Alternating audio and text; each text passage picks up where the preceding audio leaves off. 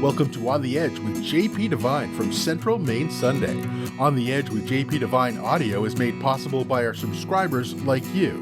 Thank you for listening and supporting local journalism in Central Maine. Now here's JP Devine.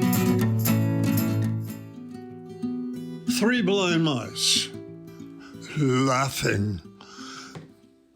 Apparently we're overrun by mice. I thought we had them under control, but they're back. She, of course, just looks the other way when I tell her about this and what I have to do about it. So I called in professionals. For hundreds of dollars, enough to buy a new stove, they laid out a battle plan to end them. I could imagine this little band of rodents watching from the dark corners. Who are these new people? One whispers to the other. They're here to rid the house of us. Us? Us. Oh.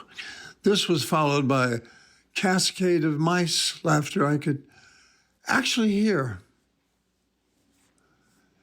Every house owner knows how impossible such an act of mice elimination is. You can, like we do, keep the house free, sort of, crumbs and items that the laughing mice come in for the dark of night, sometimes in the light of day. In our New York apartments,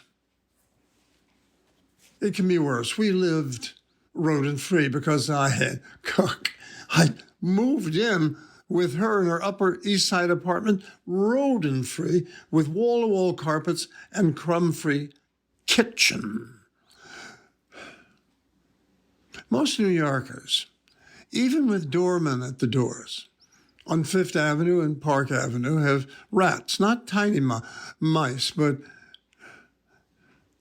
big dog-sized rats and squirrel-sized roaches. And you thought New York was all Broadway? Oh. Back here in Maine, the pros proposed a plan to reseal all entrances to the house, then the basement and attic, which we have been unable to get to in years. A friend who lives nearby in a newer house, an immaculate abode with 2 vacuum cleaners, by the way, confessed to me. Okay. I just set traps. They die, I throw them in the trash. You didn't hire professionals? You're kidding. I'm living for Florida in a week. I just buy a box of traps, you kill them and toss them. It's cheaper. You can't kill every mouse in the woods, the ones that get warm and eat bagel crumbs. I took his advice and bought a lot of traps. This is embarrassing. I can't set them. I'm terrified of mousetraps. Just as you put the peanut butter on them and pull back the lethal part, it snaps your fingers. So I called my friends. These 2 young women, a computer expert and her mate, a teacher, know how to do this kind of stuff. They came and they set the traps for me.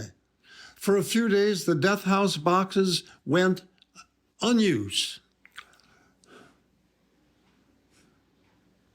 Then this morning, I found 3 undesirables in the traps, with one of the victims still twitching. Have you ever seen such a scene? 3 mice, DOA, and one is twitching. It's like watching a state hanging a killer with his toes still twitching. And I, especially in Lent, have trouble dealing with that. I have old Catholic guilt. I can't call a priest and book a confession in one of those little polished oaken cages. Do they still have those?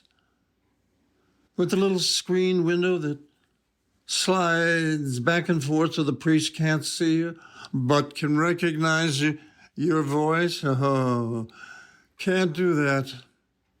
Well, I'm remorseful at DEFCON 5 because I became the murderer of innocent pests, and I can still hear them laughing at night. Can you hear them?